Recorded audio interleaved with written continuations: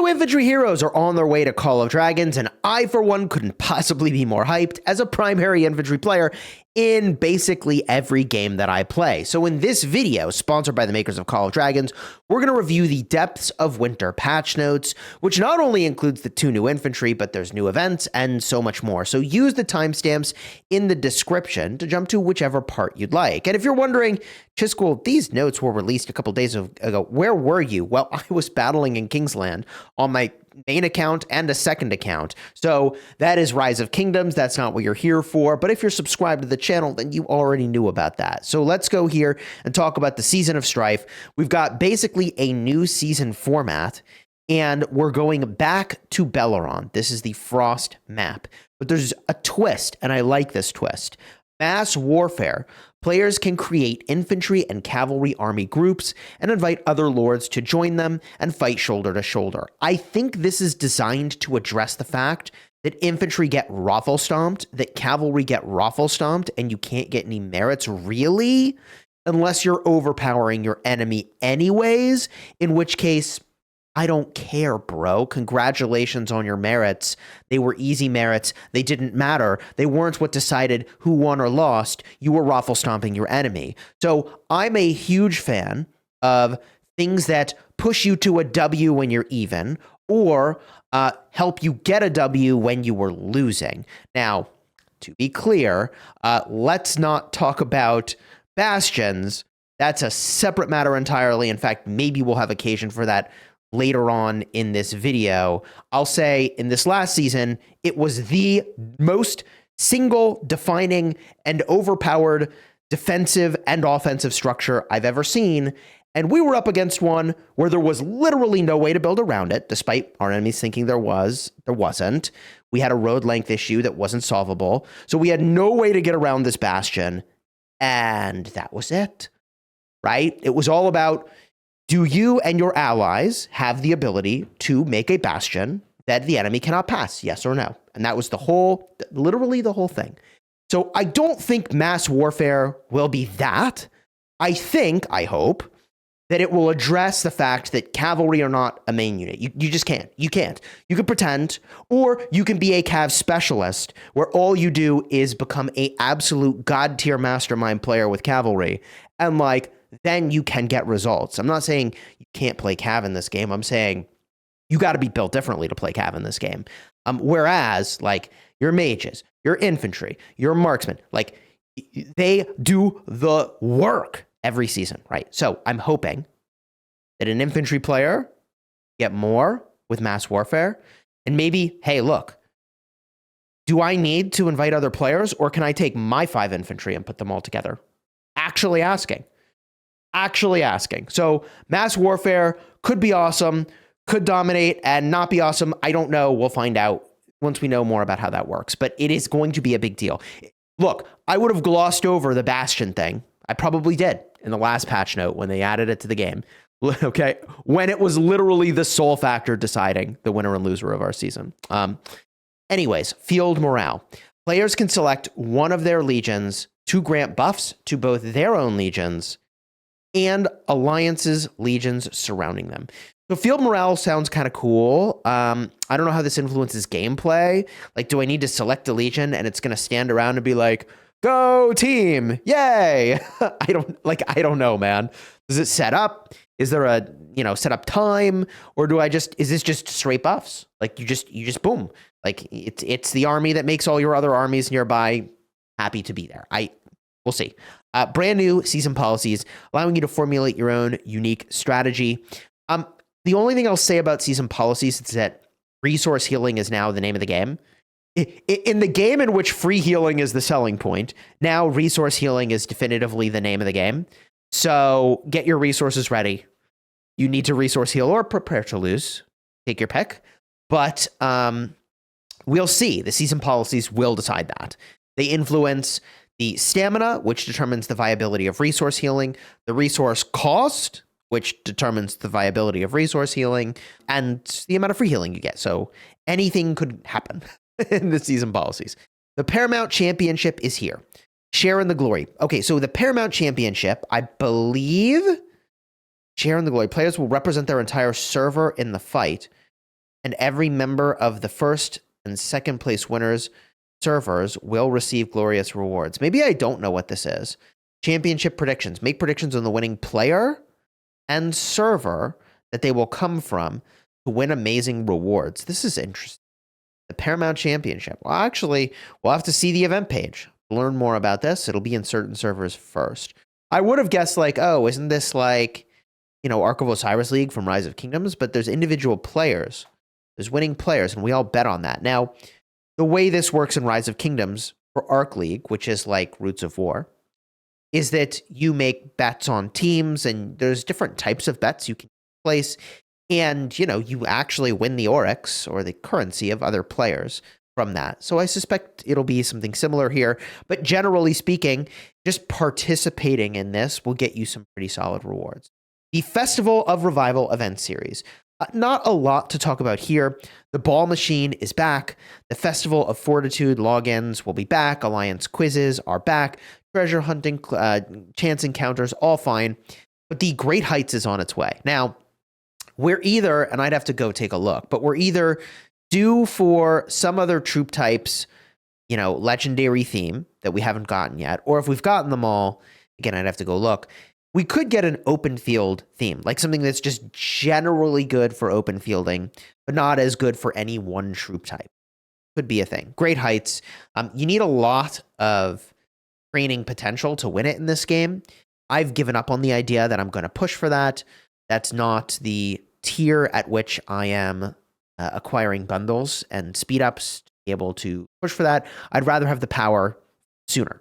So I trained 30 million power or so, 20 million power in our equivalent of Eve of the Crusade going into the sort of pre-season for our Season of Strife. I'll do that again this time around, and then I'll be drained on speed ups entirely, probably. A smoother route to prosperity. New heroes. This is the thing. The thing I'm so excited about. Sanfel, Infantry PvP tank. Available from the Lucky Spin and Wheel of Destiny. So this is your open fielder. Tank is good. PvP is interesting. And infantry is interesting. Isn't that like the combination that we have on Madeline? Right? So you get things like troop capacity, counterattack, hit points, potentially, maybe shielding. I don't know. What do I even really want infantry to do at this point? I'm actually not sure. I think it's not healing, though. It's not what I want. Healing is fine in the open field, but not good in the garrison. And this matters because they also added more Mogro. I was going to say Morgo. Mogro, infantry, garrison, and skill. So skill means that it is going to probably not be a healer. I mean, high skill damage is what you would expect. Enhancing skill damage is what you would expect. I don't know how that will have synergy with other infantry we already have, but I am hyped for it. My expectation here is that you're going to need these two to be paired together in order to garrison. That's my suspicion. I suspect Sanfel will do big skill damage, actually. Now, the more that I look at this, it's like, right, there's got to be just big skill damage there, which is very weird for infantry, because infantry just get destroyed in the open field, and you're really just counting on your counterattack to get you wins, unless you're absolutely dominating, in which case, yet again, what's the point, right? Like, you could be using cavalry, you could be using any troop type. If you're dominating, it doesn't matter. So, I don't know how you make skill damage viable for infantry, really, because they're probably hitting other infantry, and they absorb damage really well, so you're not going to do much. Here's the problem I'm pointing to, is that infantry just get less merits than everybody else running 5 of a troop type. It just is what it is. So, up next, Epic Heroes. They added Naernin, infantry, gathering, and skill, and overall gathering and support. I am hyped to get more gathering heroes. I think that's fine. They can be summoned from the heroes page and from gold and silver chests. So this is your official notice that if you care about these, you save your gold and silver keys, although these are just epic heroes. So maybe they'll be game changing in the open field. And if you're in the early game, that could be something you look at. But given that they are gathering heroes, they will almost certainly have one skill committed to gathering, which means they probably are not insane in the open field. New artifact, by the way.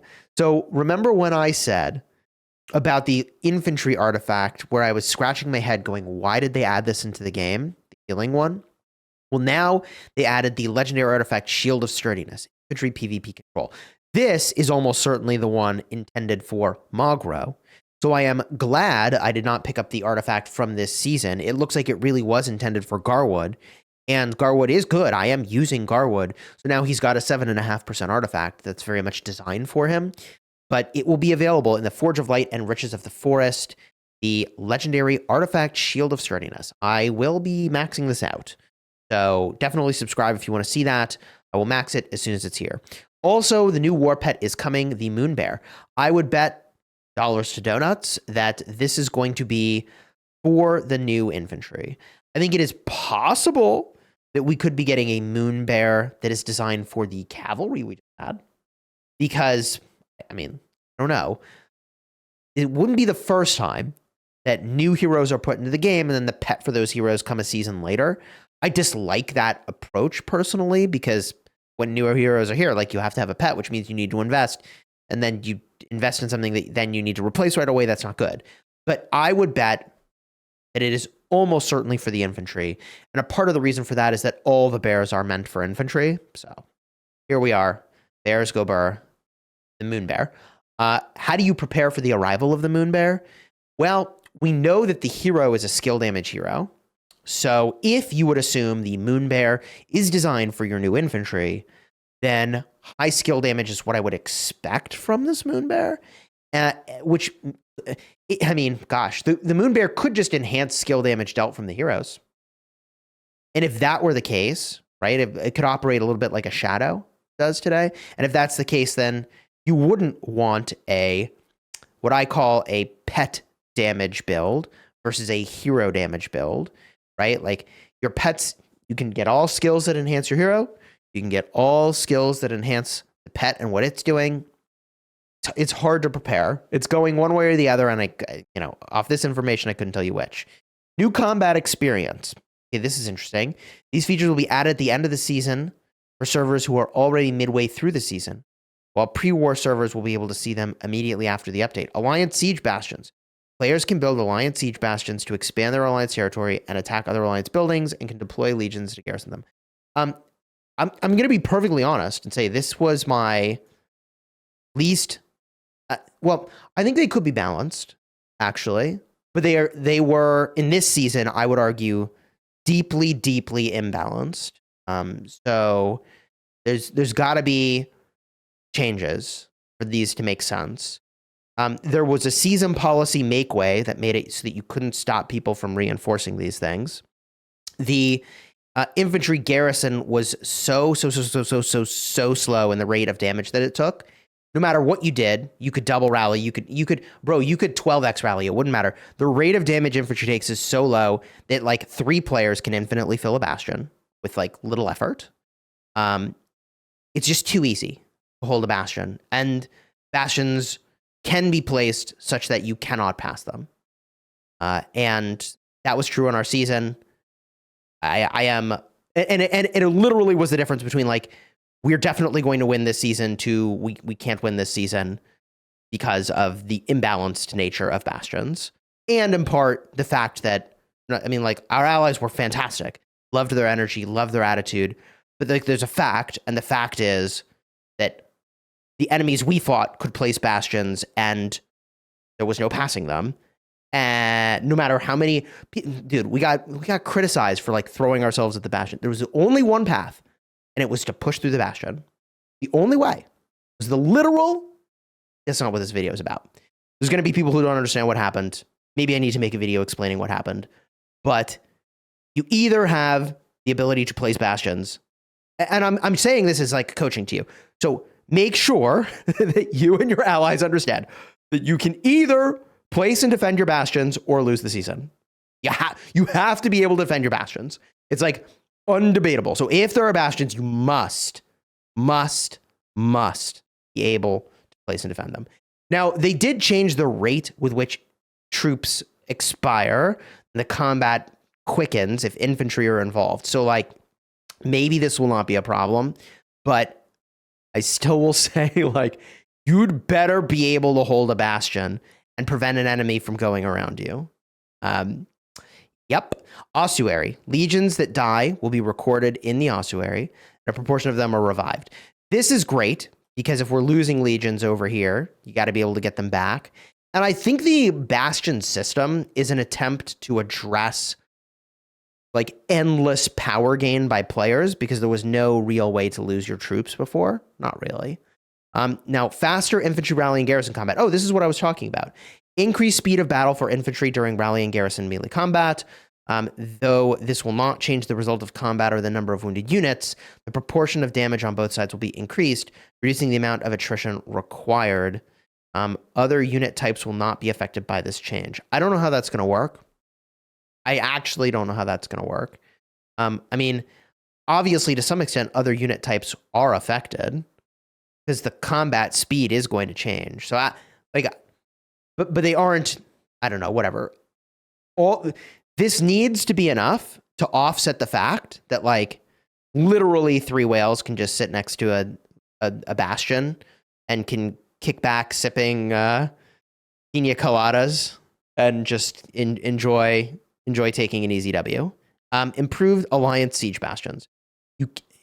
Oh, and by the way, this is even more important given that the rally infantry were the meta, and now we're actually getting garrison infantry. Like, they needed to do this, and hopefully this is enough. I don't know if it will be. We'll find out. Let's see here. Improved alliance siege bastions. They have, oh boy, what does improve mean? You cannot continue to build, upgrade, or repair alliance buildings while they are under attack from alliance siege bastions. Oh, I mean, that actually seems fair. What you would do is basically upgrade a tower, but not complete the upgrade, and you're basically repair tanking the bastion, which shoots out damage every couple seconds that normally is designed to take out a tower, but it wouldn't actually work. And improve the display of garrison information for alliance siege bastions. You can now see the garrison's total unit count and corresponding legion types. I mean, that's fine. That's good. Shortened the contestation phase when occupying, tension test? Is it contestation? Is that actually a word? Learn something new. The contention window for occupying a behemoth layer for the first time from 4 hours to 1 hour. Yeah, so why is it that why was it 4 hours? Like, what even is the logic for 1 hour of like, hey, we know you just got together your whole alliance to take this behemoth. Why don't you just sit around for 4 hours and come back to do the elite raid? Like, why? What's the point of that? Like, I don't actually know what the 4 hour window is there for. Okay. And I'm not I'm saying this because they've reduced it to 1 hour, but like, also, what are you supposed to do in that hour? I just took the behemoth. I would like to do the elite raid now. Right? Why not? I'm sure there's a reason. I just don't know what it is. If you have any ideas, drop it in the comments. You can now spend gems to purchase additional attempts beyond the 3 daily in the Tournament of Champions. I feel like this is pretty predictable. So we have something in Rise of Kingdoms, the predecessor to this game, where it's called the Lost Canyon and Sunset Canyon, and you can spend gems in Lost Canyon to get more attempts. Okay, so due to this increase in available daily attempts, we've changed the corresponding values for each class, so there'll be a different total number of points you need in the season. I ended up 9th this season, which is surprising because I don't feel like I have that good of a team. You now pass through semi-protected passes owned by either your alliance or your warband without your alliance needing to occupy a behemoth layer in the same region. That's kind of cool. Your alliance or your warband, semi-protected passes owned by either your alliance or your warband without needing a behemoth. All right. Improved alliance system. Change certain alliance member limit bonuses. Okay. So without getting into the details here, here's the problem I hope they have solved. The problem is, okay, that you need in your home kingdom, you have a certain number of players in your alliance. Okay. Then you get into your season of KVK, and like, what is a community supposed to do? Go tell their members to pound sand when there's not enough space? Go to some other shell, bro. You are less than. You are like, that's what we have. That's not what you're saying, but it's implied. If you're not in the main shell, you're less than. You're less than main shell material, bro. And that's just a bad feeling because they were main shell, so they identify a certain way, and then they're not main shell, and then they identify a different way. And all that is like toxic community stuff. So hopefully, like, you have a member capacity and you have no less than that member capacity when you're in your AVK season. Changed bonuses provided by the behemoths in the home realms. This is related to the above with the member limits. Removed bonuses provided by the Alliance Core Fortress and Alliance Towers in Season of Strife. The future Alliance member limits will not be reduced after the Season of Strife ends. Okay. I hope that all of this addresses this weirdness that I was just describing. Changed Alliance Siege Tower attack range. Oh, this is big. They can no longer attack cities outside of their current region. Yeah, okay. So you could bomb tower somebody in a different region. That's interesting. I mean, I can see why you'd be able to do that, but I don't see why you shouldn't be able to do that. Fixed an issue where players could gain over a certain amount of member points, 20,000 per day, for building Alliance buildings. All right. I mean, here's the real issue. Here's the real. To play this game, you need to be able to teleport. Okay? To be able to teleport, you got to get member points. And then you spend your member points to buy your teleports. So, we need ways to get member points, and we need more ways to get teleports, and they need to be free ways, because spending on teleports is not fun, okay? Whereas, in my estimation, when you're spending in this game, it should bring you fun, and there are things that what I would put in that shop is things that are fun, right? Or you put the things that are not fun to spend money on and make them free to obtain with effort, so that players do the effort, right? And then they get the things, and they have the teleports, and they can do what they need to do. Players can now view individual cooldown times for the Alliance skill Vitality boost. All right.